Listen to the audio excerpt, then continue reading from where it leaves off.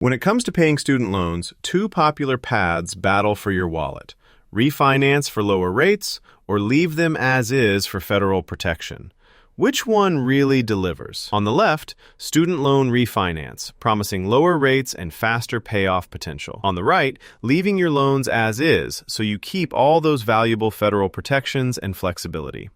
Let's skip the buzzwords and dig into what actually matters for your money. Each category gets scored, so at the end, you'll see exactly which path comes out on top. The winner might surprise you. Here's how we're going to break this down. First up, interest rates. Then monthly payments. Next, protections and forgiveness. After that, repayment flexibility. And finally, you know it, qualification and risks. We'll touch on all the stuff that actually matters when you're making this decision. Let's kick things off with interest rates. So if you refinance, there's a pretty decent chance you're getting a lower rate, sometimes as low as 3 to 5%. And that fixed rate?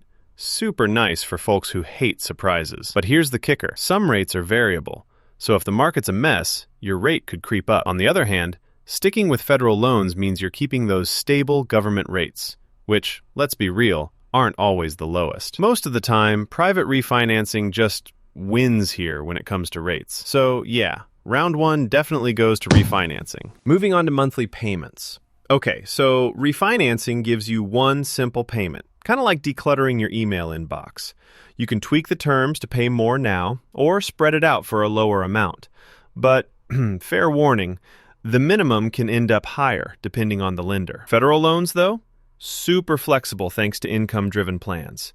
You basically pay what you can afford, and, well, yeah, it can get a bit messy dealing with multiple servicers. Honestly, this one's a tie. Both have their quirks, but neither is a clear winner. Now, this is where things get real.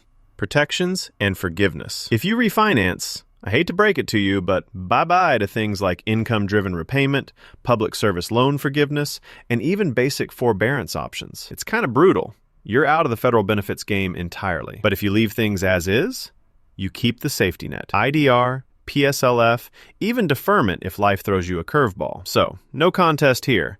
The clear winner is leaving your federal loans alone. Oh, and here's something you definitely want to know. Once you refinance federal loans, it's permanent. There's no undo button. So if you're not entirely sure, maybe sit tight for a minute before making the jump. Repayment flexibility is next. Look, refinancing does give you some control.